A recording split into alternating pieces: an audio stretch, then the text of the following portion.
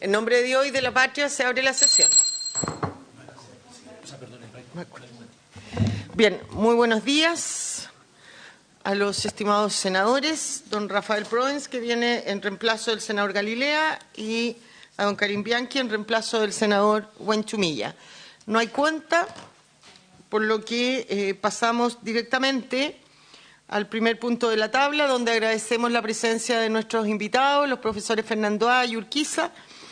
Así que, sin más, contarles a ambos senadores que ayer tuvimos una primera sesión respecto a este tema y hoy día lo que nos corresponde, ¿no es cierto?, es escuchar las presentaciones, en primer lugar, de los profesores que nos acompañan.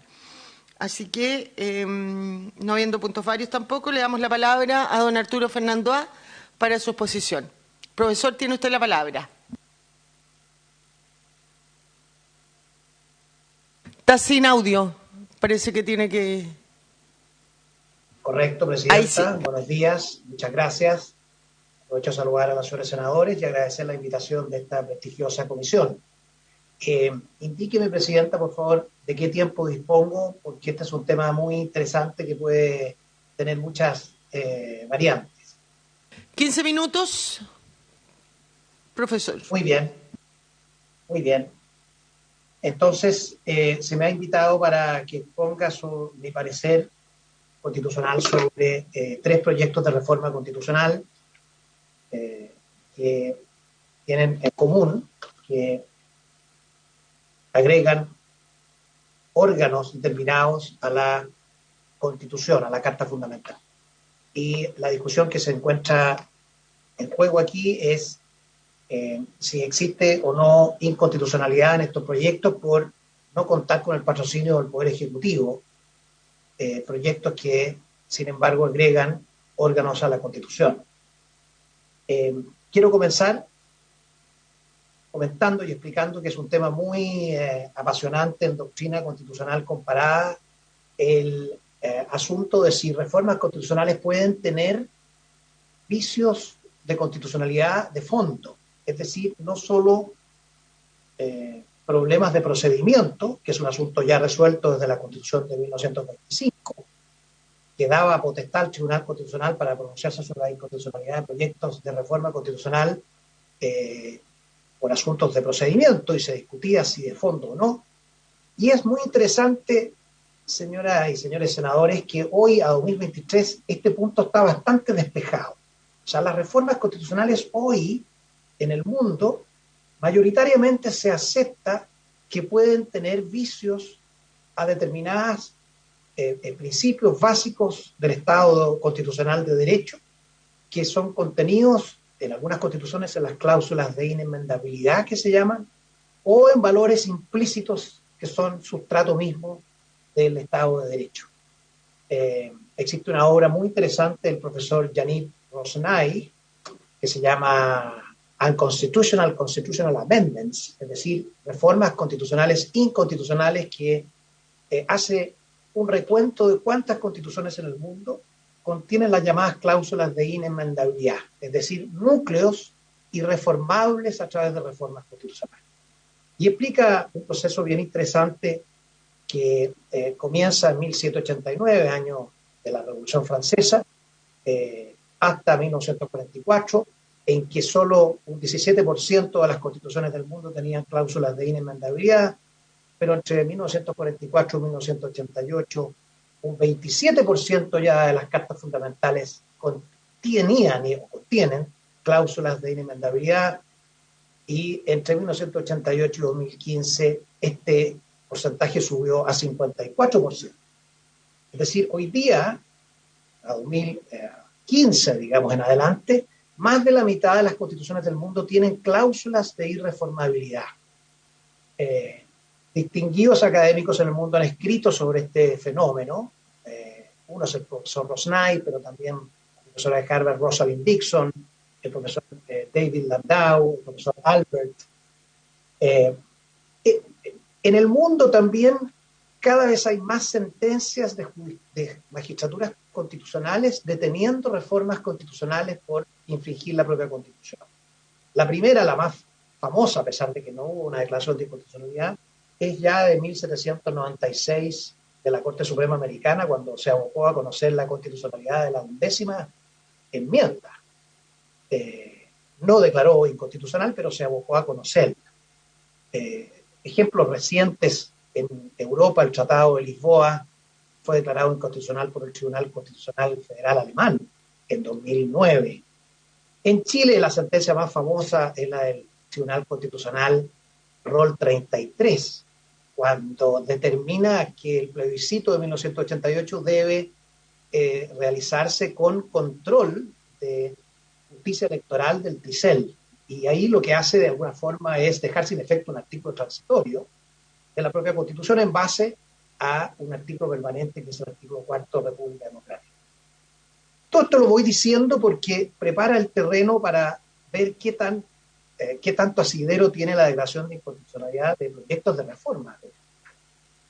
Obviamente, en el último tiempo en Chile, señora presidenta, tenemos ejemplos mucho más concretos. Tuve la fortuna de proponer en la Comisión Técnica 2019, que redactó el proyecto de ley 21.200, que estableció los límites que no podía vulnerar la Convención Constitucional. Si se recuerda, los senadores, el artículo 135 actual de la Constitución, el texto de la Constitución que se presenta en plebiscito no podrá infringir el carácter de república, el Estado de Chile, su sistema democrático, los tratados internacionales vigentes, celebrados por Chile, que se encuentran vigentes, y las sentencias judiciales de ejecutividad. Y después, en el actual proceso constituyente, la ley 21.533 contiene las famosas bases o bordes del proceso constituyente, o sea, una lista de 12 elementos que no pueden faltar en el proyecto de nueva Constitución. O sea, se ha ido asentando este concepto que las reformas constitucionales tienen ciertos bordes o límites. Ahora, como señores senadores conocen, la iniciativa exclusiva está en este último texto, está dentro de las bases o bordes del artículo 154, número 7, cuando dispone que la nueva Constitución debe contener al menos, el texto que se presenta al principio debe contener al menos 3 poderes de Estado, y el Poder Ejecutivo con un jefe de gobierno, con iniciativa exclusiva en la presentación de proyectos de ley que incidan directamente en el gasto público. Es decir, la iniciativa exclusiva ya es hoy un parámetro para el nuevo proceso constituyente. Es decir, se va consolidando que la separación de poderes tiene un cierto núcleo, pero yo invito a detenerse en esa palabra donde dice que inciden directamente en el gasto público, porque esto me va a llevar a una cierta conclusión respecto a los proyectos que hoy se pide evaluar. Como el antecedente más directo que tenemos hoy día es las sentencias del Tribunal Constitucional que declaran la inconstitucionalidad de 2 de los proyectos de retiro, que se llamó retiro de fondos de AFP o anticipo de renta vitalicia. Y hay 2 sentencias que conviene repasar, porque de una perspectiva técnica, estos son los parámetros que estableció el TC de lo que podría pasar el sedazo constitucional en materia de reforma. La sentencia 97-97 de 2020 es el control preventivo. No sé si se recuerda por los honorables el control preventivo de aquel proyecto de ley que, contando con votos de 3/5 de los diputados y senadores, se intentó vía reforma constitucional y ya no mediante una ley habilitar al retiro de un porcentaje del capital acumulado en las cuentas de AFP. Ahí en síntesis, el Tribunal Constitucional dijo: aquí hay un problema de separación de poderes, no cuenta con el consentimiento del presidente de la República, tenemos un problema de iniciativa exclusiva, artículo 127 de la Constitución, se aplica a los proyectos de reforma constitucional lo previsto, en lo no previsto por este capítulo de reforma constitucional, lo respectivo de lo aplicable a las leyes en materia de formación de la ley. Cito los artículos 6 y 7 de la Constitución, artículo 63 número 14 y el 65 número 6, que como se conoce por esta comisión dispone que El establecimiento de normas de seguridad social o su modificación requiere iniciativa exclusiva. Ahora, yo invito a que veamos el contexto de este primer fallo, porque creo que el contexto de este primer fallo, que es el 97-97-2020, junto con el contexto del segundo fallo, que es un requerimiento de inaplicabilidad de compañías de seguro para el llamado anticipo de rentas vitalicias. Son los dos fallos que tenemos. Ambos respecto de preceptos de la Constitución. Uno proyecto y el otro el artículo 50 transitorio ya incorporado a la Constitución. Y se va delineando un sustrato de lo que el TC estimó inconstitucional, que tiene un matiz respecto a la iniciativa exclusiva. En el rol 97-97 el TC lo que hizo fue afirmar que este proyecto producía un impacto económico importante. Porque si bien son recursos ahorrados por los trabajadores en su cuenta de capitalización individual, estaba advertido por todos los agentes económicos, incluido el Banco Central, que esto producía un impacto económico importante en el sistema de seguridad social. En segundo lugar, el TC dijo, aquí hay un problema de distorsión del instrumento, porque esto debió hacerse a través de una ley de quórum calificado, modificando el artículo 19, número 18 de la Constitución, que es el que establece el derecho a la seguridad social, como se conoce por los señores senadores. Y se está usando una reforma constitucional, cuando además previamente se había intentado a través de un proyecto de ley. Es decir, hay un cierto fraude en el uso del instrumento para habilitar los retiros. Por lo tanto, hay una... En tercer lugar, se está distorsionando el lugar en el cual debe reformarse la Constitución. En lugar de reformarse el 19-18, se reforma el capítulo de transitorios. El capítulo transitorio requiere 3/5 en esa época, y el artículo 19, número 18, derecho a la seguridad social, requiere 2/3. Aquí hay un fraude, dijo el TC. Y por lo tanto, dijo el TC finalmente en el considerando 29, el proyecto de reforma constitucional requiere entonces, para ser aprobado el voto conforme, de 2/3 de senadores y diputados en ejercicio. Y agrega que la modificación de una esencia constitucional mediante la reforma de una disposición transitoria sin alterar disposiciones normativas permanentes presenta un caso agravado de ilegitimidad. O sea, no es solo la iniciativa exclusiva como exquisitez procedimental, es el uso de un instrumento distorsionado. Esto en voto, por supuesto, divididos, hubo disensos. En la sentencia 11.559, que es este requerimiento de inaplicabilidad contra un precepto constitucional, el artículo 50 transitorio, que es la ley 21.330, no sé si recuerdan, señores senadores, que tiene 14 incisos y autoriza el anticipo de rentas vitalicias. Aquí el tribunal dijo que vulnera la iniciativa exclusiva, el 127, pero además el elemento central aquí es que vulnera los contratos de renta vitalicia que tenían otros plazos, eran dineros que no eran propios del afiliado, que habían sido transferidos en dominio a las compañías de seguro, y hay un problema de derechos de terceros. Entonces, uno podría, para ir aterrizando una conclusión, señora presidenta, uno podría ir determinando los elementos de este fraude constitucional, que si existe entonces un proyecto de reforma constitucional sin el patrocinio del Ejecutivo se hace inconstitucional, y si no existe, entonces habría que aplicar otra clase de modelo de interpretación. Si un proyecto de reforma constitucional distorsiona las materias de ley, como lo hizo la ley 21.330 con ese artículo transitorio número 50, lleno de detalles, con números, con valores en unidades de fomento, que es un tema propio, dijo el TC, de la ley. Si contiene elementos del núcleo del artículo 65, es decir, gasto, incidencia en el sistema económico, gasto fiscal, o bases de la seguridad social que impacta las relaciones económicas, que envuelve sumas importantes de dinero, que se distorsiona la voluntad del presidente. Este es un elemento importante. Si usted se recuerda en este primer fallo, 2020, el presidente requirió la inconstitucionalidad. O sea, constaba la oposición del presidente a ese proyecto. Y es distinto que si el presidente guarda silencio, o podría suponerse que tiene su aquiescencia, y si hay vulneración de los derechos de las personas. Entonces uno diría, si ninguno de estos elementos está,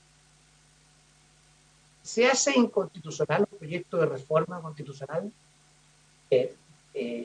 que incida en principio en materia de iniciativa exclusiva, es dudoso, porque uno podría decir que los proyectos que crean órganos que se añaden a la Constitución no son contrarios a la Constitución, si no invaden materias de ley, si no contienen detalles minuciosos, si no envuelven un gasto inmediato, mensurable, cuantioso, si no consta la oposición del presidente de la República, si no se plantean como propios de artículos transitorios, como una forma de evadir el quórum aplicable a los artículos al capítulo tercero. Hoy día el quórum es uno solo, 4/7, y si no hay indicio de vulneración de derechos fundamentales.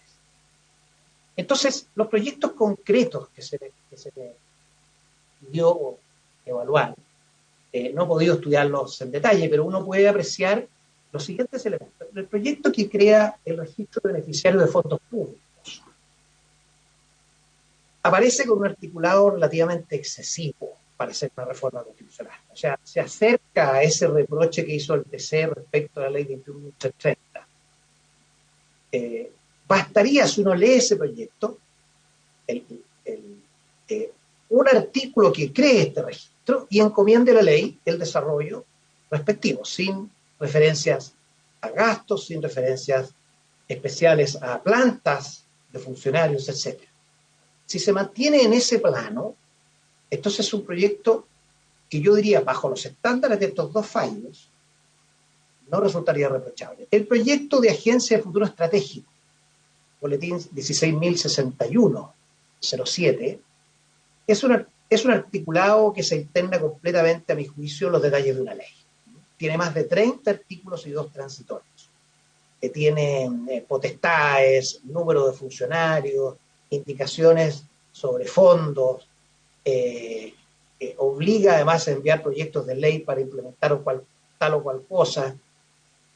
Claramente queda en el tipo previsto por la sentencia de 2022 del TC, donde le atribuye una distorsión a la norma constitucional que invade un espacio que es en realidad propio de la ley.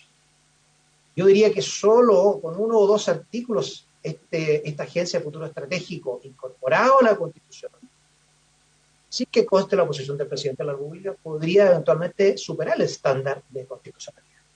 Y el proyecto de Agencia contra la Corrupción, que está en el boletín 16.134/07, me parece que sí satisface lo que sería un proyecto genuino de reforma constitucional. Tiene un solo artículo, encaja en la filosofía y naturaleza de una norma constitucional, no envuelve gastos directos que quedan remitidos a una ley íntegramente, y no hay preceptos indiciarios de vulneración de derechos tampoco de terceros. O sea, todo indica que es un proyecto que no debería recibir un reproche por faltarle el patrocinio del Ejecutivo presentado de esta forma.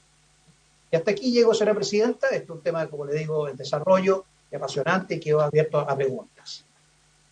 Muchas gracias, profesor. Le esperamos si nos puede seguir acompañando. Vamos a darle la palabra al profesor Urquiza y luego a los senadores para que le hagan las consultas pertinentes. Profesor Urquiza.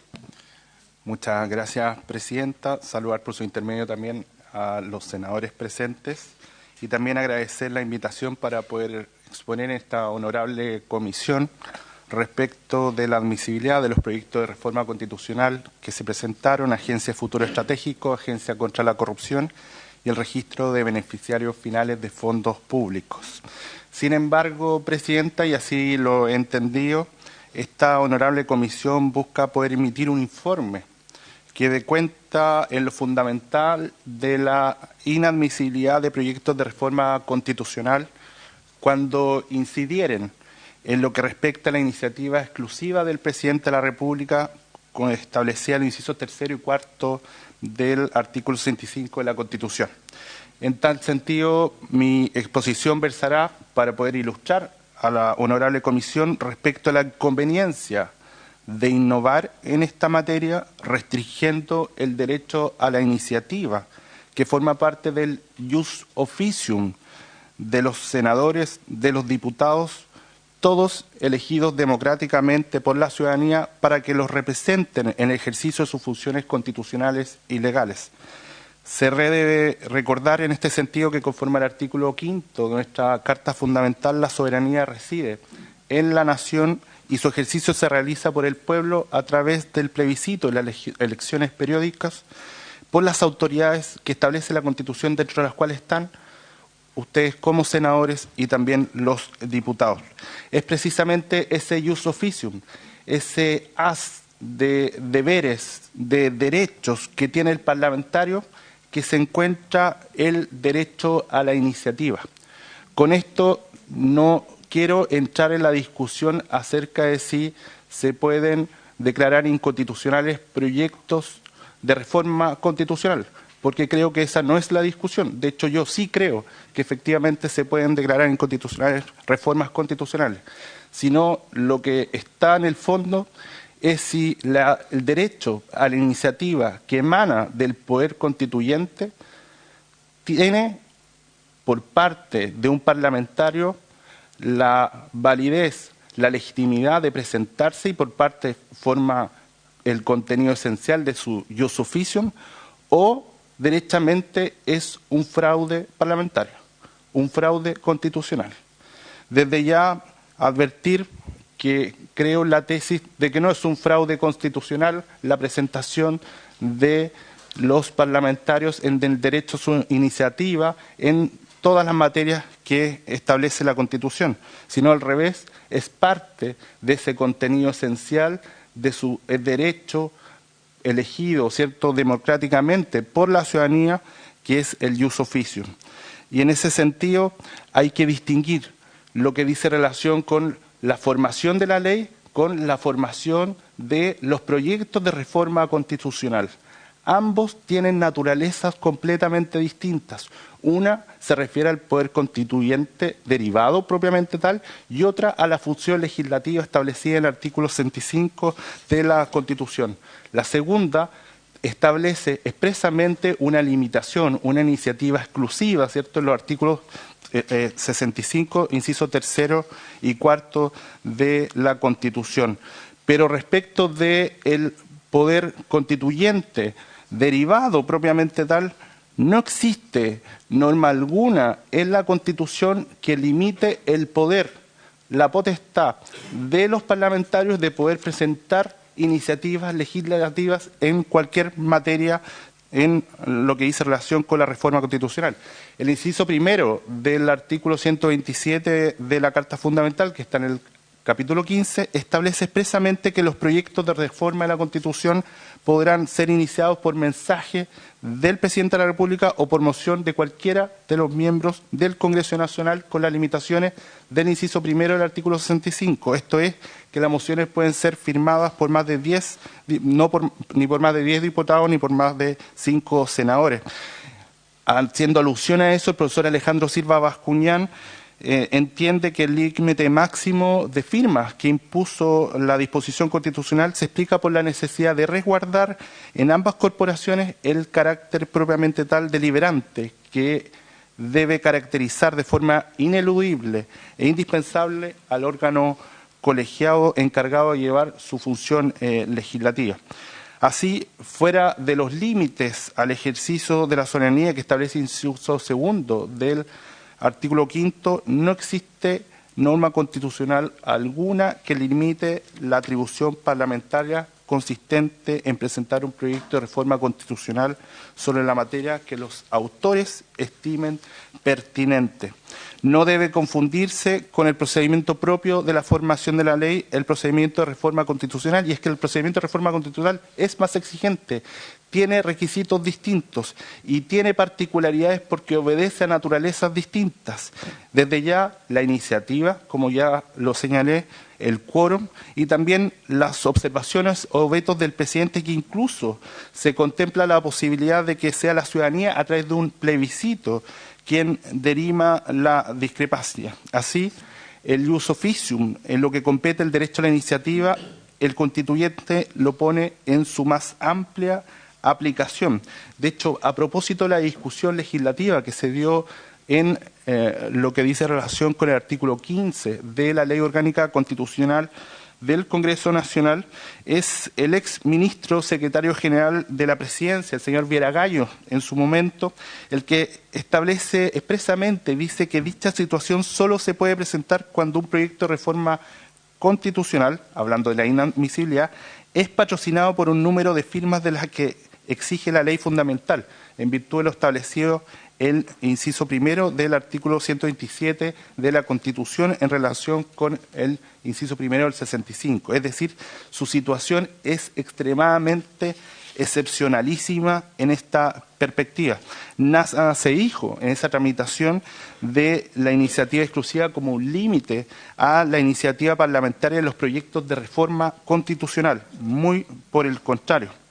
Así las cosas, impedir a un parlamentario su derecho a la iniciativa en los términos de aplicación amplia para las reformas constitucionales es derechamente cercenar facultades esenciales establecidas en el inciso primero del artículo 127 de la Constitución, lo cual evidentemente podría resultar inconstitucional.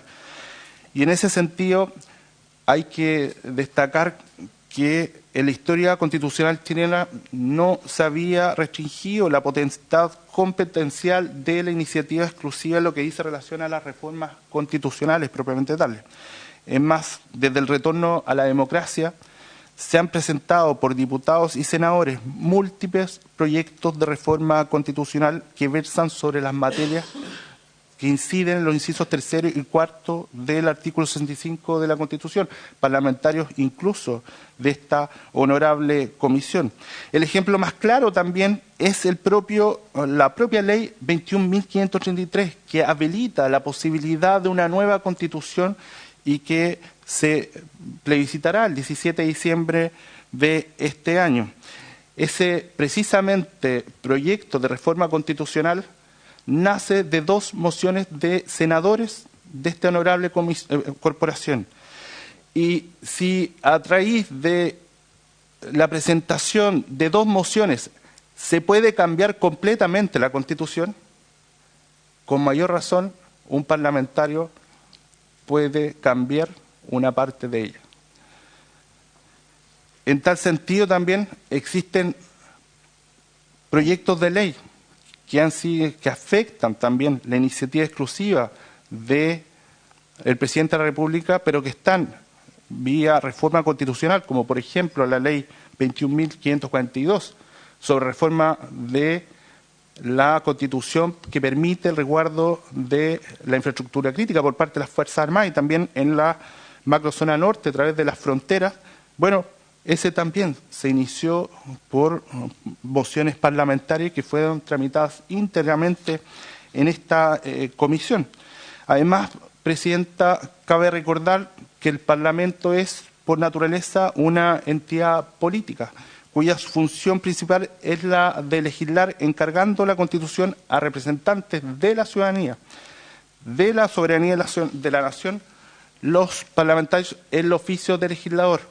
Y es ese haz de derechos y deberes, ese núcleo fundamental de potestades legislativas, la que se vería afectada flagrantemente si es que se cercena una de las facultades más propias del legislador, que es poder presentar iniciativas en materia de reforma constitucional en lo que ellos estimen pertinente con los límites que establece evidentemente la Constitución. Y en ese sentido también hay que hacer ver algo muy relevante en materia del derecho parlamentario, que es la costumbre parlamentaria. Bueno, Presidenta, desde el año 1990 hasta la fecha se han presentado una multiplicidad de proyectos de reforma constitucional, muchos de los cuales han sido ley. Ya vimos la ley 21.542, la ley 21.533, que necesariamente dan cuenta de una praxis legislativa que se ha sentado en el tiempo y que ha consolidado una forma de ver la Constitución y las facultades propias de los parlamentarios. Un ejemplo concreto también vinculado a la ley 21.533 y lo que se está dando en el proceso constituyente. Bueno, yo le quiero decir, Presidenta, que el anteproyecto de nueva Constitución tiene lo que dice relación con la reforma constitucional y el procedimiento para reformarla, está en el artículo 208, tiene la misma afirmación, la misma oración que establece hoy día el inciso primero del artículo 127 de la Carta Fundamental.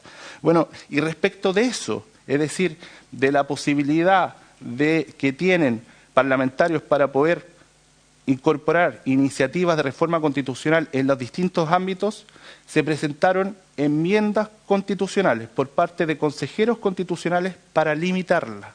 ¿Por qué? Porque se entiende que esa afirmación, esa oración le da al constituyente y a los parlamentarios en específico una potestad amplia de presentación de proyectos de reforma constitucional en las materias sobre las cuales estime pertinente.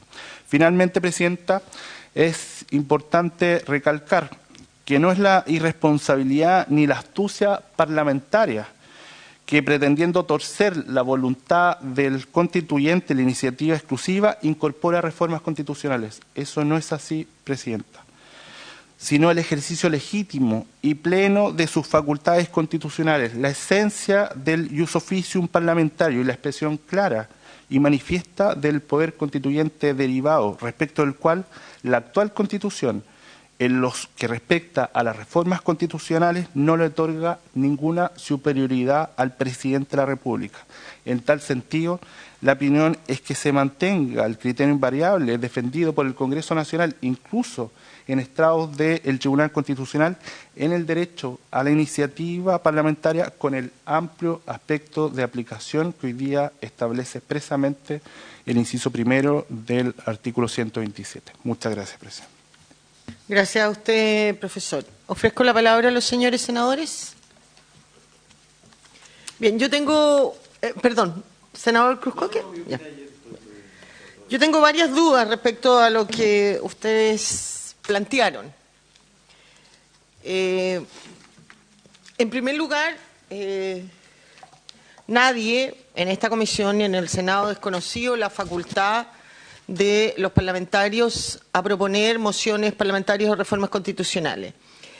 El informe encargado de esta comisión es saber, no en atención a estos tres proyectos, de ahí nace la solicitud de emitir un informe en derecho, sino que tiene o no tiene esta iniciativa parlamentaria un límite.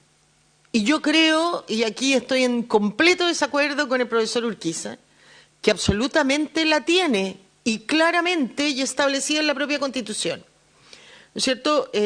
Primero estamos en derecho público nadie puede hacer, y aquí difiero, ¿no es cierto?, del profesor Fernando A., cuando dice que una reforma, si no cuenta con la oposición del Ejecutivo, ¿cómo que podría pasar la prueba de la blancura? Eso podría ser si esto fuera derecho privado, en que cada quien puede hacer aquello que no está prohibido. Pero acá se requiere o se puede hacer solo lo que está autorizado en la Constitución y las leyes. Juramos nosotros, cuando asumimos y nos investimos del cargo, ¿no es cierto?, respetar la Constitución y las leyes. Y creo que la Constitución limita el ejercicio de esta facultad en varios artículos. Primero, el 5 y el 6, cuando habla de los órganos del Estado. Los órganos del Estado no son los órganos de la administración pública. Órgano del Estado, por todas las definiciones, ¿no es cierto?, incluye al Poder Legislativo.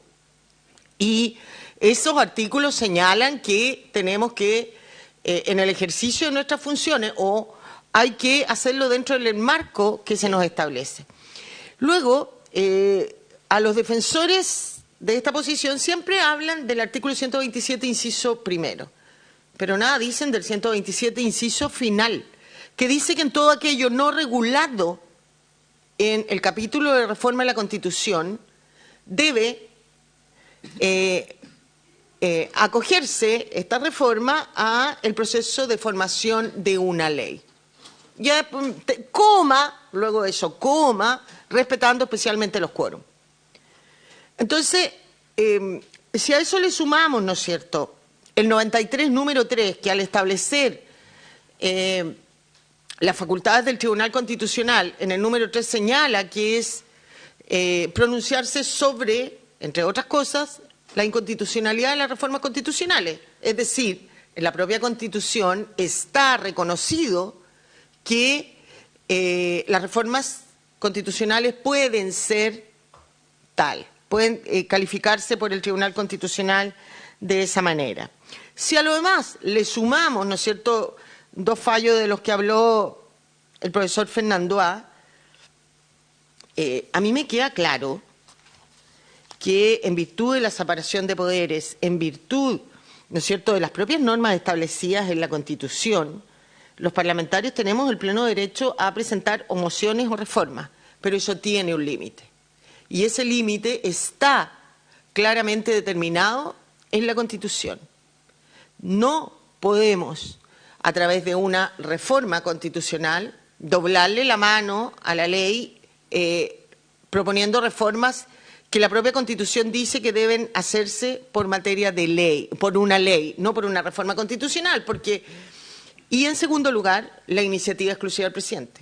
Claramente, eso es parte de la formación de la ley. Nada se dice en el capítulo de la reforma constitucional si estas reformas deben o no deben respetar la iniciativa exclusiva, pero sí se dice que en aquello no regulado debemos respetar las normas o regirnos por las normas de formulación del proyecto de ley, y ahí está claramente establecido, ¿no es cierto?, la iniciativa exclusiva del presidente. No me parecería... se habló aquí de la costumbre parlamentaria. Yo creo que en materia de derecho público la costumbre, y casi en nada en nuestro país la costumbre, salvo en derecho comercial, si mal no recuerdo de mis estudios y de mi paso por los 5 años en la Escuela de Derecho, que fueron 6, la verdad sea dicha, por la Escuela de Derecho de la Universidad Católica, me quedó claro que en Chile la costumbre solo y en algunos aspectos se aplica en materia de derecho comercial. Entonces, no me parece lógico que porque algo se haya hecho mal alguna vez, eso pueda ahora invocarse para seguir haciéndolo mal. Precisamente, la solicitud del informe en derecho que la mesa y la sala ha pedido a esta comisión es para que establezcamos un criterio y esto no siga ocurriendo. Ayer lo discutimos y efectivamente el informe que emita esta comisión tampoco, ¿no es cierto?, va a pasar a llevar el derecho que sí tienen los parlamentarios en sala a pedir que se vote la admisibilidad o inadmisibilidad de un proyecto dependiendo de cómo lo haya catalogado la mesa. Pero sí creemos que es importante este informe, proponerle a la sala un criterio en materia de reforma constitucional para ver su admisibilidad, y yo creo que los límites a esas reformas constitucionales presentadas por los señores senadores deben ser dos. Uno, la iniciativa exclusiva del presidente, y dos, aquellas materias que deben regularse por ley y no vía reforma constitucional, y que como está esta discusión, entonces se le quiebra la mano, los senadores quieren buscar un resquicio, porque eso es, todo esto parte con los retiros, más allá de que eso pasó, pero ahí lo que se hizo fue buscar un resquicio para poder hacerlos. Creo que por eso es sano establecer un criterio lo más objetivo posible para hoy que no existen, digamos, situaciones especiales y que esto pueda ser aplicado a uno y otro sector político. Aquí se hablaba también que somos un órgano político, efectivamente. Pero así como el día de ayer se utilizaba, ¿no es cierto?, esta reforma como resquicio para los 10%, hoy día se utiliza para una reforma en materia de ISAPRE, dependiendo de la coyuntura, yo creo que eso no es bueno. Yo creo que eso no es bueno. Yo creo que debiera existir, en este Senado al menos, porque otra cosa también es la Cámara, y como ellos decían, no nos vamos nosotros a meter en eso, tener un criterio claro que nos diga, estas reformas podemos, o cualquier reforma se puede presentar respetando estos criterios. Y eso es lo que busca y persigue esta comisión. Y ayer quedó someramente establecido, ¿no es cierto?, más allá de pronunciarnos, porque no nos están pidiendo que nos pronunciemos sobre la admisibilidad de estos 3 proyectos en cuestión, sino que a raíz de la presentación de esos proyectos es emitir un informe general. Entonces, simplemente señalar que yo creo que sí existe límite y que creo, en relación a lo que señalaba el profesor Urquiza y en relación a lo que señalaba el profesor Fernando A., yo creo que la sola no oposición del Ejecutivo respecto a una reforma no la autoriza. No la autoriza. Eso, ofrezco la palabra, senador Bianchi. Gracias, presidenta. Saludar a los invitados. Yo discrepar de lo que usted señala en el sentido de que yo creo que nosotros debemos hacer todo cuanto debamos hacer y que yo creo que la ley debe adaptarse a la necesidad y no al revés. Pero no quiero dejar pasar el comentario, me sentí un poco ofendido, presidenta. Entonces, por el término fraude. Por el término fraude, sí, porque soy autor de las mociones de los retiros y además del anticipo de rentas vitalicias, y lo que quisimos hacer ahí era hacer carne una necesidad que en ese momento existía, pero lejos de cometer un fraude. Entonces, sí, pero yo creo que en eso nomás hacer ese llamado de atención en esa palabra, porque yo creo que sí, se pudo haber abierto un camino, pero creo que era necesario y que hay distintos filtros que se pueden pasar. Yo creo que, y como lo decía, quizás puedo ser más romántico en esto que usted, pero creo que la norma debe adaptarse constantemente.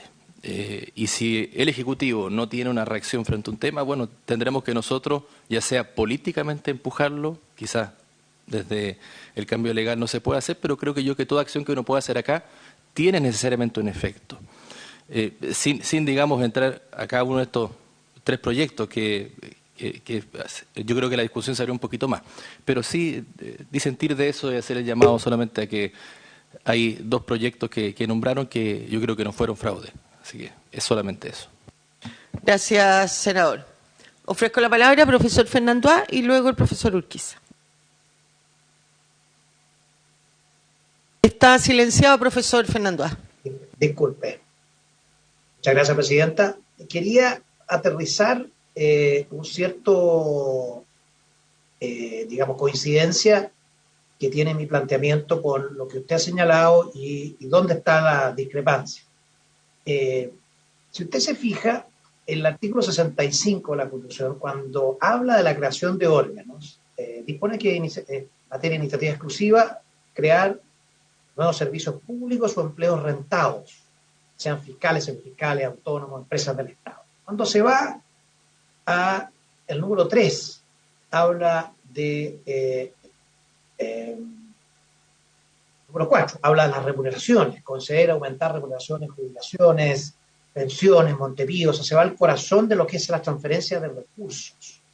Entonces, yo quería precisar dónde creo que estoy en coincidencia con parte de lo que usted ha señalado y dónde veo que puede haber una línea distinta. La creación de un órgano estatal, la creación de un órgano estatal, cuando se acerca a lo que prevé la Constitución en el 65.2, es decir, un servicio público. Por ejemplo, el proyecto de reforma de registro de beneficiarios finales de fondos públicos. Este claramente es un servicio público porque lo hace depender del servicio de impuestos internos. No solo su articulado es bastante propio de lo que es una ley, sino que lo hace depender de un servicio público. Es un servicio público. Pero es distinto el proyecto cuando lo que se propone es la creación de un órgano autónomo de rango constitucional, al estilo Banco Central, que es una tendencia muy intensa hoy día.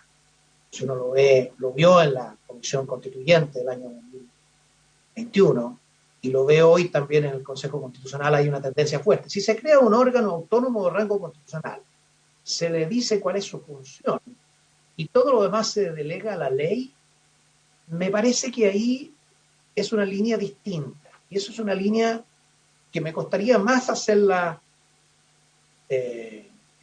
un reproche de inconstitucionalidad por faltarle la iniciativa exclusiva. ¿Por qué? Porque ahí no hay un desembolso de monumentos, no hay una intervención patrimonial, no hay creación de remuneraciones por sí mismo. En cambio, el proyecto de ley de Agencia para Futuro Estratégico, que tiene 30 artículos, donde sí hay constante referencia a cuál es el patrimonio, cuál es la forma de concursar de los integrantes, está todo previsto, hay 3 disposiciones transitorias de la Constitución, además de la permanente. Esto claramente me parece que cae dentro del estándar que yo señalaba como reprochable por faltar la iniciativa exclusiva. Más que una invención propia de uno, es la deducción de esos 2 fallos del Tribunal Constitucional. Y la Agencia para la Corrupción me parece que podría calzar en este concepto. Sobre la posición del presidente de la República, en realidad yo estoy de acuerdo con usted, ¿no? Las cosas no se valían por la actitud psicológica de uno u otro poder de Estado, ¿no? Es simplemente un punto que el TC tuvo en mente cuando acusó al proyecto de la ley para inconstitucional el control preventivo del 2020, acusó que estaba torciéndose realmente el sentido de lo que disponía la Constitución. Es un estándar, diría yo, contextual que usó el TC, ¿no? Pero si uno quiere ir a algo objetivo, esa es la línea que ofrezco como un parámetro para poder hacer un juzgamiento. Gracias, profesor. Una sola consulta a lo que usted señala, porque, claro, yo podría presentar una reforma constitucional, como usted señala, que crea un órgano autónomo, da lo mismo. Pero, de alguna manera, igual, con esa sola creación, sin regular nada y más, entregándoselo a una ley, igual está torciendo la facultad exclusiva, porque para que ese órgano autónomo llegue a funcionar, está obligando al presidente de la República, en un órgano que él no creó, a regular. Y en esa ley de iniciativa exclusiva, ¿no es cierto?, va, o significa gasto, significa crear por muy descentralizado que sea, un nuevo servicio público, y usted, a través de una reforma constitucional, está obligando a legislar al Ejecutivo algo que es de materia o de iniciativa exclusiva. Entonces, ahí está torciendo la mano igualmente a la Constitución. Profesor. Sí, con un matiz, señora presidenta, si me permite, es que la técnica de obligar al presidente de la República a enviar proyectos de ley dentro de determinado plazo, yo la considero contraria a la división de poderes de Estado. Uno de estos proyectos trae ese artículo. Si no trae ese artículo, si no trajera ese artículo, el presidente es libre de enviar ese proyecto o no. Por lo tanto, es libre de impactar las finanzas públicas y el erario público a través de un proyecto determinado. O sea, está efectivamente la creación del órgano, pero podría no enviarlo. Gracias, profesor. Profesor Urquiz. Presidenta, partir asumiendo una postura común en algunos de los argumentos que usted ha señalado. Los artículos 6 y 7 de la Constitución vinculados a la supremacía constitucional se tienen que respetar siempre, cualquiera sea el tiempo, lugar o el órgano del Estado al cual le competa. Y en ese sentido, la posición que yo sostengo dice relación precisamente con el pilar fundamental de lo que está establecido en la Constitución, que son estos artículos 6 y 7.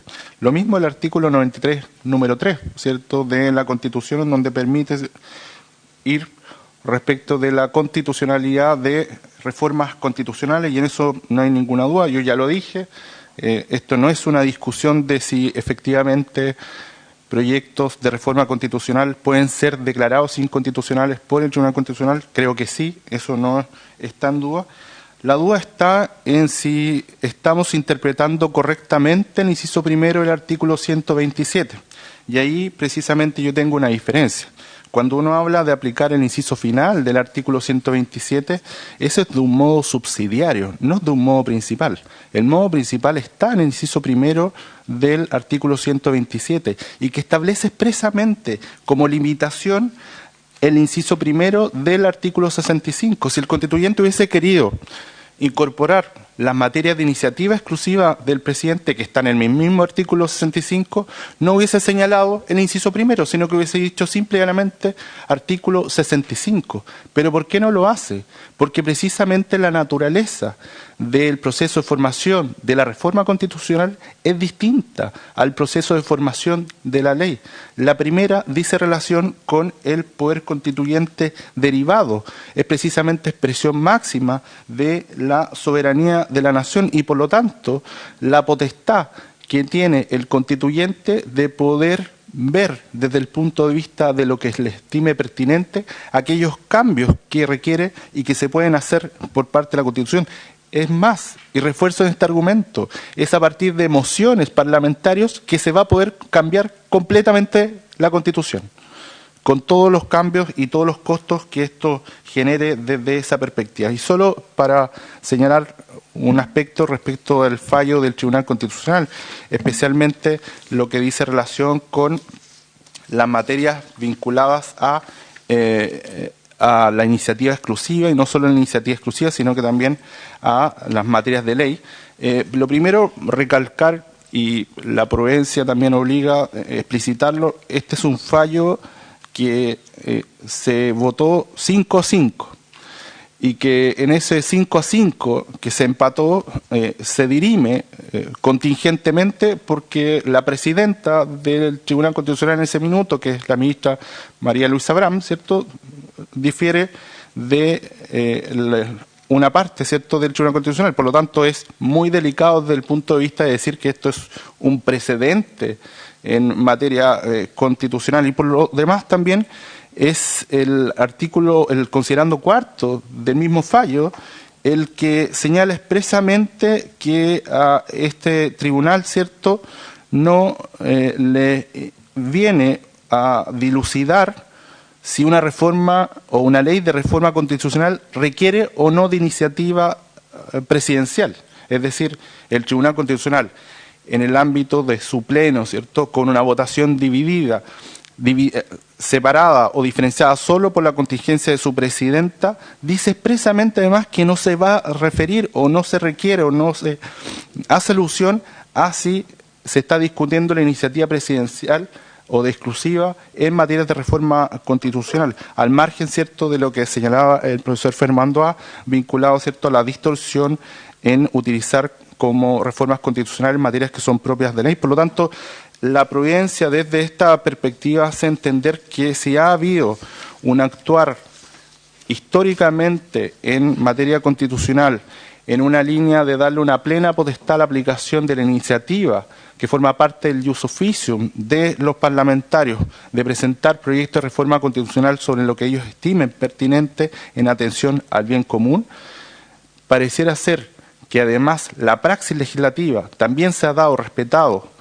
por las corporaciones, tanto de la Cámara de Diputados como del Senado, pareciera ser prudente también mantener ese criterio, salvo que existan razones muy poderosas que alteren sustancialmente ese contenido.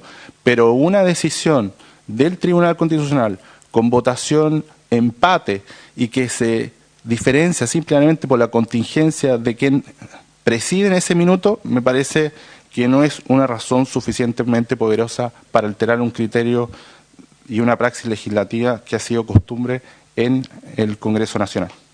Gracias, profesor Urquiza. Profesor Fernando A., le pido que sea lo más breve posible porque tenemos un segundo proyecto y también aprovecho de solicitarle a ambos profesores si pudieran hacerle llegar sus minutas respectivas a la Secretaría para que pudiera entregársela a los senadores. Profesor Fernando A. Por cierto, inmediatamente le hacemos llegar la minuta, tiene 6 páginas, solo 30 segundos. Efectivamente, ese primer fallo, 97-97-2020, fue un empate dirimido por la presidenta, pero el segundo fallo es una inaplicabilidad, es decir, es un distinto tipo de juicio Ese fue una votación 6-4. No sé si se recuerda en la que se declaró inconstitucional el proyecto de anticipo de renta vitalicia. Ahí hay un cierto más respaldo más sólido para los criterios que emanaron. Muchas gracias, profesor. Agradecemos tanto al profesor Fernando A. como al profesor Urquiza que nos hayan acompañado esta mañana. Muchas gracias. Bien, estimado secretario, gracias a usted. Tenemos al ministro conectado. El segundo punto de la tabla es el estudio del proyecto de ley en segundo trámite constitucional que establece reglas especiales tratándose de la alteración, ampliación, reparación o reconstrucción de establecimientos penitenciarios y que modifica otros cuerpos legales. Ya. Señor secretario, para la relación y luego le damos la palabra al señor ministro, a quien saludamos cordialmente. Muchas gracias, señora presidenta. Señor ministro, muy buenos días.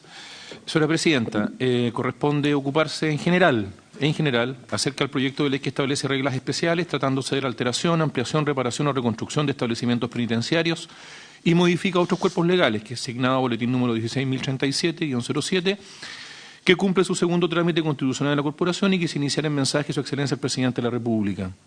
Se dio cuenta de esta iniciativa en la Sala del Senado en sesión de 29 de agosto de 2023, disponiéndose su estudio por la Comisión de Constitución, Legislación, Justicia y Reglamento y la Comisión de Hacienda en su caso. De conformidad con lo dispuesto en el artículo 36 del reglamento y como ya lo he señalado, corresponde discutir este asunto solo en general. Su objetivo, en síntesis, es establecer reglas especiales en materia de urbanismo y construcción que faciliten la alteración, ampliación, reparación o reconstrucción de establecimientos penitenciarios existentes. Este propósito busca materializarlo mediante 4 artículos permanentes y 3 transitorios, cuyo contenido en lo medular es el que sigue. Prescribe que en los casos en que se estime imprescindible para el resguardo de la seguridad nacional, la seguridad pública interior y la efectiva protección de la sociedad contra el delito, la reducción de la reincidencia y la protección de los derechos fundamentales, al Ministerio de Justicia y Derechos Humanos propondrá fundadamente al Ministerio de Vivienda y Urbanismo las modificaciones que estima necesarias a los planes reguladores intercomunales, comunales o planes seccionales a que se refiere el título segundo de la Ley General de Urbanismo y Construcciones para permitir la alteración, ampliación, reparación o reconstrucción de establecimientos penitenciarios existentes, como asimismo la construcción de recintos penitenciarios nuevos. Previo a pronunciar sobre la propuesta, el Ministerio de Vivienda y Urbanismo solicitará informe a la o las municipalidades respectivas, cada una de las cuales deberá evacuarlo en el plazo de 15 días corridos. Vencido el plazo, la falta de pronunciamiento será considerada como aprobación sin observaciones. En los mismos términos, se solicitará informe a los gobiernos regionales cuando corresponda. No se requerirá aprobación o pronunciamiento de otros organismos del Estado. Precisa también que los proyectos de inversión relativos a la alteración, ampliación, reparación o reconstrucción de establecimientos penitenciarios deberán diseñarse y ejecutarse procurando considerar la adecuada protección de los derechos de las personas, con especial atención de la situación de las mujeres privadas de libertad, en particular de las mujeres embarazadas, mujeres en periodo de lactancia y de sus hijos e hijas menores de 2 años.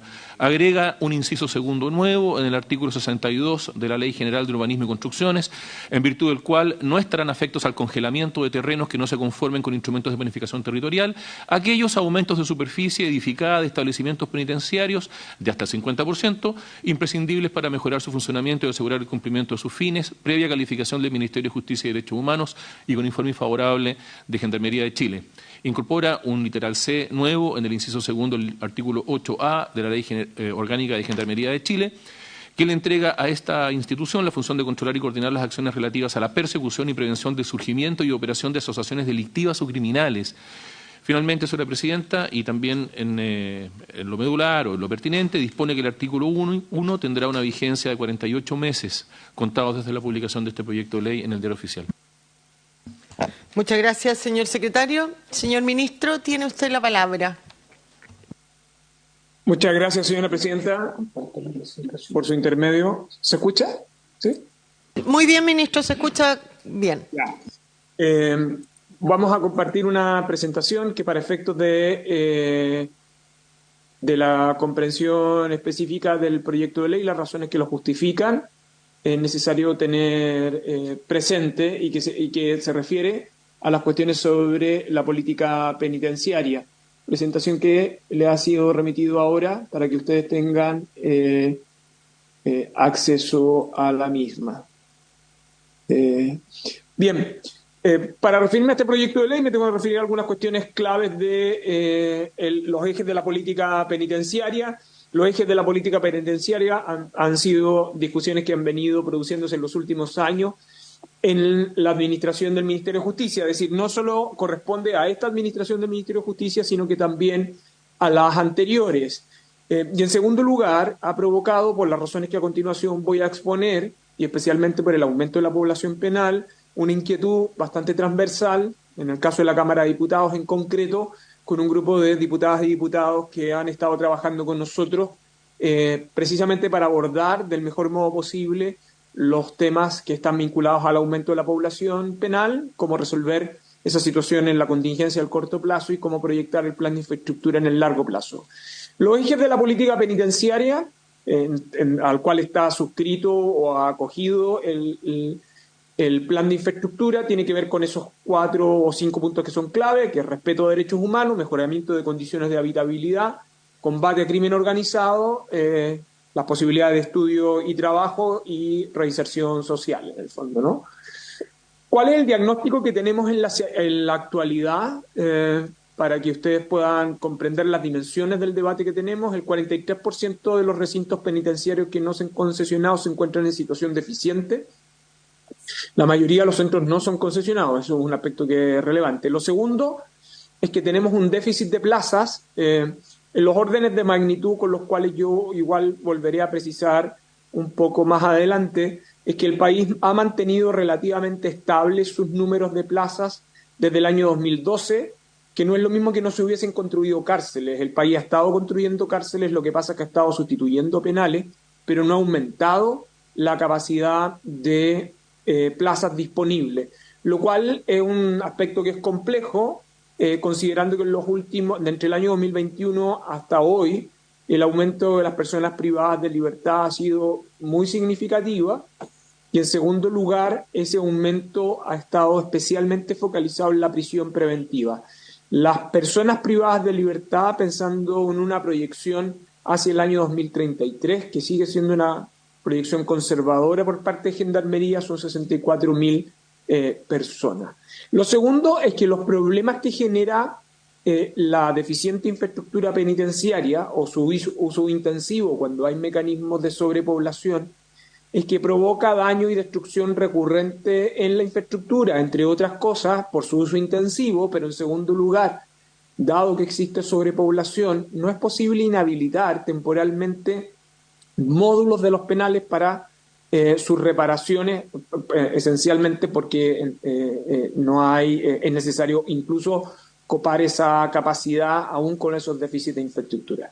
Y además de eso, provoca condiciones carcelarias que son bastante complejas, en 3 órdenes de cosas. La primera, de seguridad de los internos, pero también de los funcionarios de Gendarmería que se desempeñan en su interior. La segunda es que hace menos probable las actividades de reinserción que se ejecutan al interior de los establecimientos por la magnitud en algunos casos de los sobrepoblamientos. Más adelante, si desean, podemos entregar el detalle de cada centro penitenciario y su estado actual de sobrepoblación o hacinamiento. Y por último, porque las prestaciones de salud se hacen especialmente dificultosas. Esto pasa muchísimo en el caso de establecimientos no concesionados, y ahí hay un aspecto que tiene que ver más bien con cómo funciona la relación de los centros penitenciarios con el resto de la red de salud. Lamentablemente, las personas privadas de libertad no son bien recepcionadas cada vez que deben ser atendidos los centros de salud y por lo tanto generan problemas operativos en los traslados bien relevantes para Gendarmería. Entonces, ¿cuál es el contexto que nosotros tenemos en la actualidad? Uno, un aumento sostenido de la población penal, un aumento además que ha sido consistente en muy poco tiempo, como no lo habíamos tenido sino desde el año 2005, que es otro periodo donde tuvimos un aumento sostenido. Las razones que están detrás de esto lo podemos ver también con detalle, con posterioridad. Lo segundo es que tenemos un aumento de inseguridad producto de la criminalidad y de los delitos de mayor impacto social. Tenemos más o menos tasas de delitos similares, pero con mayor violencia, lo que tiene un impacto no solo en las personas, en su sensación de seguridad, sino que también eso tiene un impacto en lo que sucede al interior de las cárceles. Esto es relevante en los contextos de las investigaciones criminales, que es una de las segundas partes de este proyecto de ley, pero que más o menos está con bastante claridad sucede en la actualidad. Lo que sucede en la cárcel tiene impacto en la calle, lo que sucede en la calle tiene impacto en la cárcel. Por lo tanto, desde el punto de vista de seguridad pública es extremadamente importante el funcionamiento del sistema penitenciario. Y lo tercero es que hay que buscar iniciativas legales que hagan factible el aumento de la capacidad para absorber el número de personas privadas de libertad por, yo diría, 3 dimensiones que uno debería tener en consideración. La primera es que el Congreso habitualmente cuando discute aumento de penas o establece regímenes penales de cumplimiento más rígido, no observa los impactos que eso pueda provocar en el régimen penitenciario. Lo segundo son los efectos que produce también la eficiencia del sistema de persecución criminal. Incluye no solo a fiscales, sino que también a policías. En la medida que nosotros disponemos de mayores recursos para la eficiencia del sistema de persecución criminal, eso tiene un efecto colateral también en la mayor probabilidad de personas que se encuentran privadas de libertad. Y lo tercero, que ha sido parte también de una discusión que nosotros hemos tenido con vuestras señorías en la comisión, son los efectos que pueden provocar la supresión de penas alternativas que se encuentran al interior del sistema, ¿no? Uno lo que en rigor debiera observar desde el punto de vista de política pública es que cuando aborda cualquiera de estos aspectos, reforma al régimen de pena, segundo, a aquellos que están vinculados a la eficiencia de la persecución criminal, y tercero, aquellos que se asocian con la restricción de beneficio, siempre vamos a tener un impacto en el sistema penitenciario, fundamentalmente desde el punto de vista de la capacidad que tiene para poder absorber las personas privadas de libertad. Y esto en un contexto donde la construcción de cárceles, en nuestro país la construcción de cárceles nuevas demora bastante tiempo.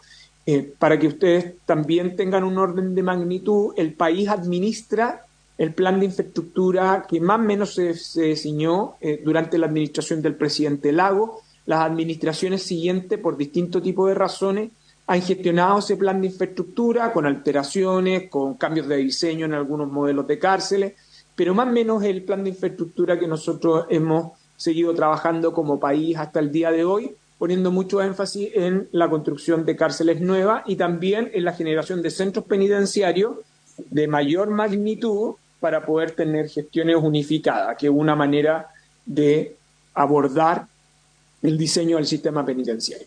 Ustedes ahí tienen la manera en cómo ha ido evolucionando el número de personas privadas de libertad. Si uno mirara Estimado ministro, disculpe que lo interrumpa, pero es que no han ido avanzando desde el ministerio las distintas láminas.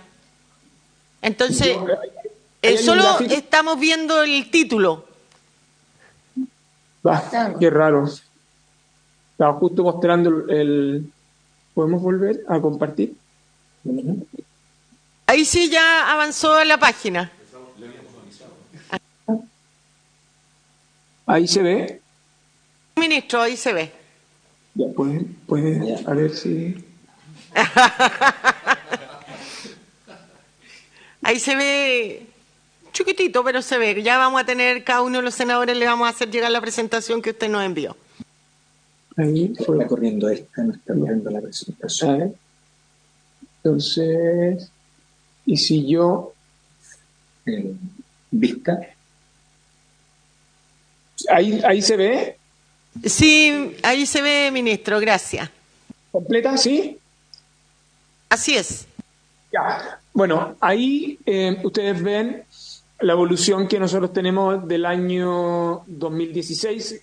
Como decía, si yo tomara los datos con anterioridad que los tenemos, que ustedes también los pueden revisar, la curva de ascenso significativa que el país tuvo fue el año 2005. Eso se explica, entre otras razones, por la plena entrada en funcionamiento de la reforma procesal penal. La reforma procesal penal entre el 2005 y el 2010, el 2011, procesó una gran cantidad de casos, por lo tanto condenó muchas personas en muy poco tiempo, y eso implicó un aumento bien significativo de la población penal. Si uno mira las décadas que siguen, en los últimos años, el número se mantuvo relativamente estable. Tuvimos un descenso por ahí, por el año final de 2019, 2020. Una de las razones que explica esto es la ley de indultos generales, producto de la pandemia, ¿no? En el pasado, el Congreso había despachado otra ley de indulto después de la tragedia de San Miguel a finales del año 2010, que también implicó una reducción de personas privadas de libertad, además que se flexibilizaron los requisitos de la ley 18.216. Pero si ustedes miran, a partir del año 2021, nosotros comenzamos a aumentar 39.000, hemos llegado hoy día a la fecha de hoy a 51.200 personas privadas de libertad, la información que tenemos hasta el día de ayer, con una capacidad penitenciaria para 42.000. ¿Qué sucedió entre medio? Bueno, durante alguna cantidad de años, yo diría el 2018, 2019, el Estado chileno probablemente pensó, y de hecho está señalado en más de una oportunidad en la Cámara de Diputados en particular, que la estrategia del Estado chileno debiera ser reducir el número de cárceles. Sin embargo, la normalización post-pandemia lo que ha provocado es precisamente la inversa, en el fondo, ¿no? Es decir, que hemos tenido un aumento muy significativo en muy poco tiempo. El número de 50.000 personas privadas de libertad, vuestras señorías, para que lo tengan presente, que tenemos el día de hoy, era un número que Gendarmería proyectaba para el próximo año. Es decir, ese aumento en muy poco tiempo ha adelantado el número de personas privadas de libertad, y para el año 2024, para el próximo año, estamos esperando sobre 56.000. Es decir, tenemos una situación de proyección que es relativamente crítica. ¿Qué explicaría esto? Hay dos tipos de hipótesis que todavía se están testeando. La primera es que han aumentado el tipo de delitos violentos y, por lo tanto, en términos prospectivos, los jueces consideran que son delitos que van a recibir pena efectiva. Y lo segundo es que tenemos jueces con una predisposición mayor al otorgamiento de la prisión preventiva, ¿no? Y eso está generando una dinámica de estas características. En la lámina que sigue, nosotros estamos proyectando, son los datos con los datos estadísticos de Gendarmería, hacia el año 2033 de aproximadamente 64.000 personas privadas de libertad. Eso sin modificar o alterar el régimen normativo chileno que tenemos en la actualidad. Por cierto, esa variable cambia sustancialmente si uno disminuyera o llevara penas efectivas a otro lugar. No estoy diciendo que esas medidas legislativas no las adopte el Congreso, solo estoy diciendo que si esas medidas legislativas se adoptan, entonces la proyección que está señalada para el año 2033 debiera ir también en aumento. Este es el número de personas privadas de libertad de nacionalidad extranjera que hemos tratado de aislar del número global, porque es acá donde hay un incremento bastante significativo. Nosotros al año 2016 teníamos aproximadamente 2.000 personas de nacionalidad extranjera recluidas. El número comenzó a aumentar de nuevo muy significativamente a mediados del 2020. Es un número que, siguiendo las proyecciones pensadas por Gendarmería para el próximo año, va a estar en torno a los 8.000, ¿no? Y esto tiene una focalización central en algún tipo de penales. Quiero recordar además que en el sistema general la mayoría de las personas que tenemos privadas de libertad están condenadas, aunque la prisión preventiva está en aumento, está cerca del 40%, es un número muy alto en términos comparativos a cómo había tenido el sistema penitenciario chileno en los últimos años. En los casos de la población extranjera privada de libertad, es a la inversa. La mayoría de las personas privadas de libertad se encuentran en prisión preventiva. Eso tiene un efecto, por cierto. ¿Y cuál es ese efecto? El efecto es que las posibilidades de traslado de Gendarmería se hacen imposibles, que a diferencia de la gestión de los sistemas penitenciarios que tiene Gendarmería cuando tenemos personas condenadas, ¿no? Entonces aquí también este impacto que está en este tipo de población genera también restricciones desde el punto de vista de gestión de los penales. Entonces, ¿cuáles son los ejes que se ha estado trabajando en el plan de infraestructura en el Ministerio, que toma las experiencias que se vinieron trabajando con anterioridad y el diálogo que se ha sostenido también en la Cámara de Diputados? La primera es abordar los temas que estamos en una situación de infraestructura crítica, es decir, lo que nosotros necesitamos no es solo pensar en cárceles nuevas hacia el futuro, sino que gestionar la infraestructura actualmente existente, en el fondo, ¿no?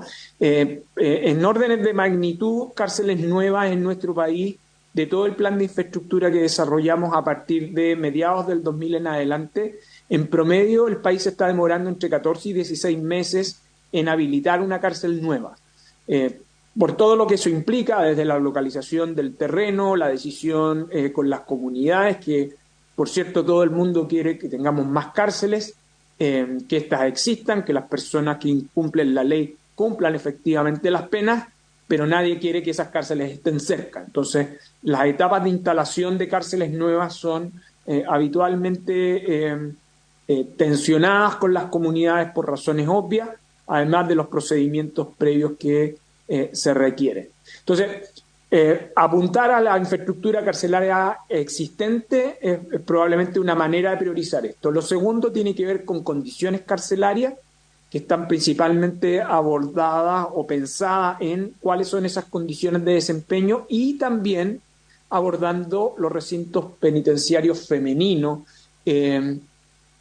porque históricamente las cárceles nuestras fueron construidas para recintos de hombres, sin embargo el número de población femenina ha ido en aumento, con las consecuencias también que eso implica, ¿no?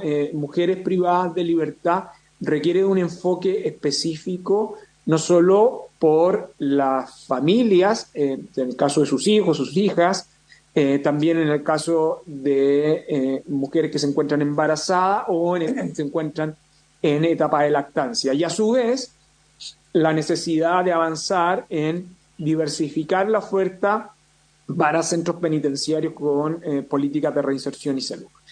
Y el gran desafío que enfrentamos entonces es cómo tener ese aumento de plazas que sea no solo necesario, sino que sea factible, asumiendo que desde la perspectiva de la construcción de cárceles nuevas tenemos que manejarnos con otros tipos de ritmos también. Entonces, la vía de rehabilitación de penales, la vía de aumentar densidad de penales existentes es una alternativa razonable para el Estado chileno y que permite abordar esto en un plazo también acotado, ¿no?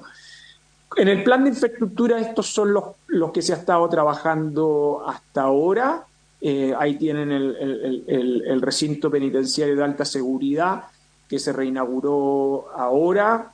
Probablemente es el que permite además tener encarcelado a personas peligrosas asociadas al crimen organizado. Acabamos de haber inaugurado el complemento del penal en Marzano, que pasa a ser un solo penal, que en la región del Biobío. Ahora con esto implica un aumento de 1.600 plazas. El caso de la cárcel de Talca, el de La Laguna, que se pretende inaugurar el próximo año.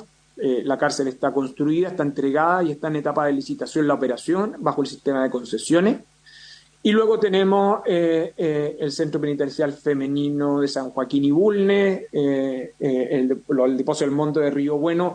Eso implica que de aquí al próximo año el Estado pueda disponer de 5.000 plazas adicionales. Una cantidad importante de todas estas iniciativas provienen de gestiones de administraciones anteriores, no solo la administración del ministro Larraín, que puso bastante esfuerzo, sobre todo en los dos grandes megacentros que eran Biobío y Talca, y que por razones de la pandemia no se pudieron inaugurar en la administración anterior, pero esas dos cárceles, de hecho, a su vez vienen de las administraciones previas, en el fondo, ¿no? Es decir, esto demuestra que la agenda de infraestructura del Ministerio de Justicia es del Ministerio de Justicia más que de una administración en concreto. Nosotros inauguramos la semana pasada Biobío, pero en buena parte de los esfuerzos están señalados en las administraciones anteriores.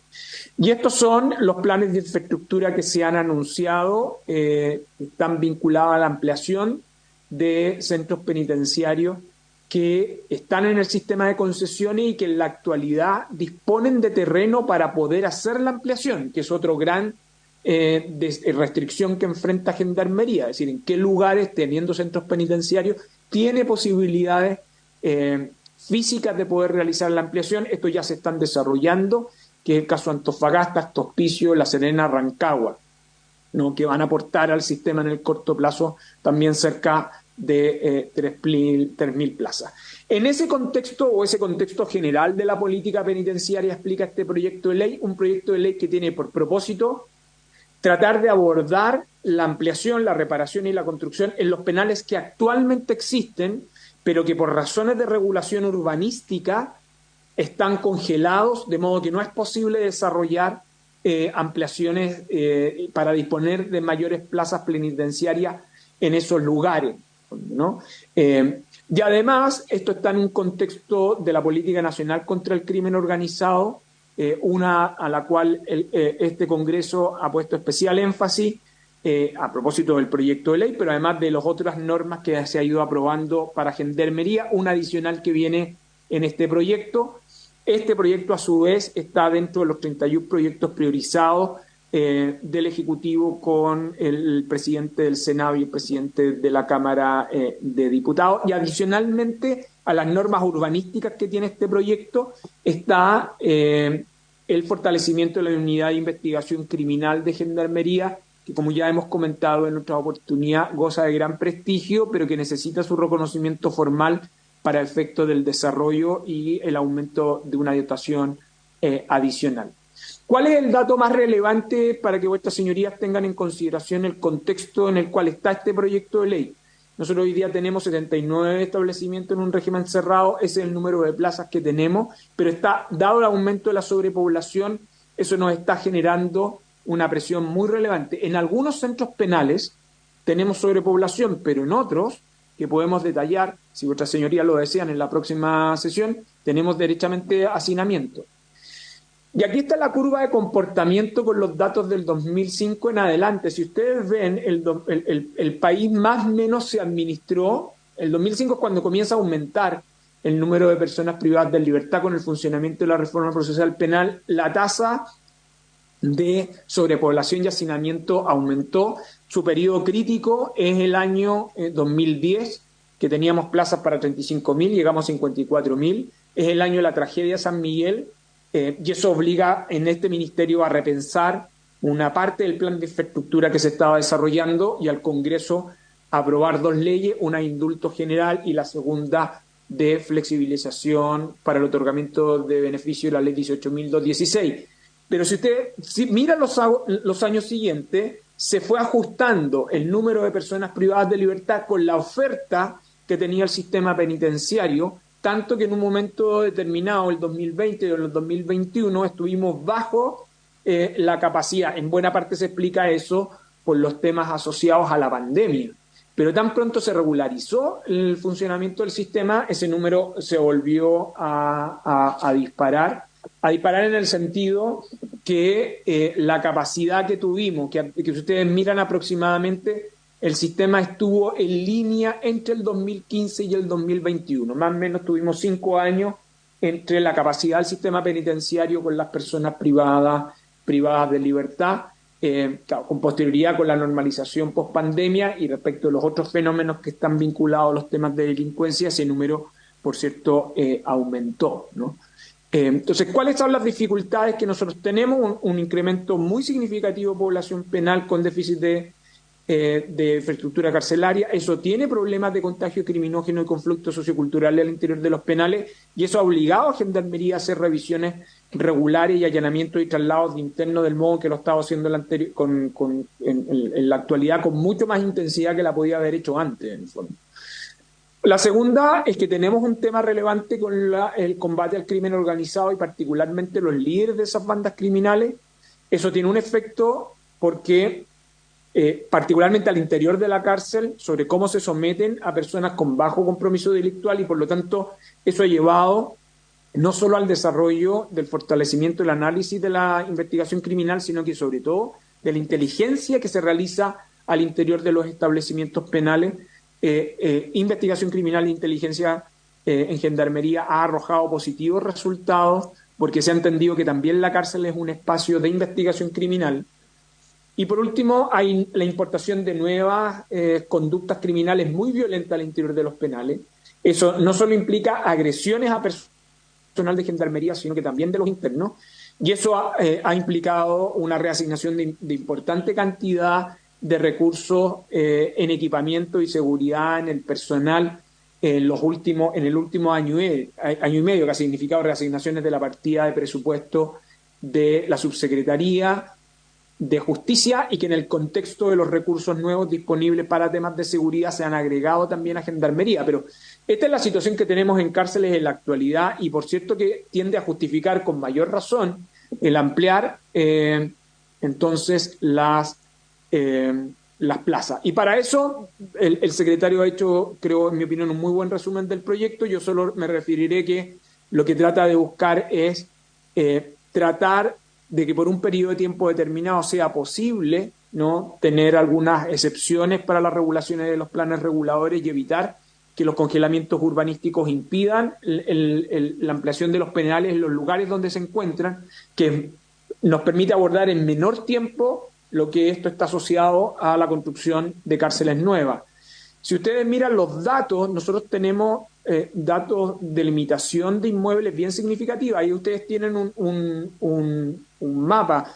Tenemos en Arica y Veranegota 2 penales, pero los 2 tienen restricciones. En Antofagasta tenemos 5, pero los 3 tenían restricciones. En la región metropolitana tenemos 11 penales, pero 7 tienen restricciones urbanísticas.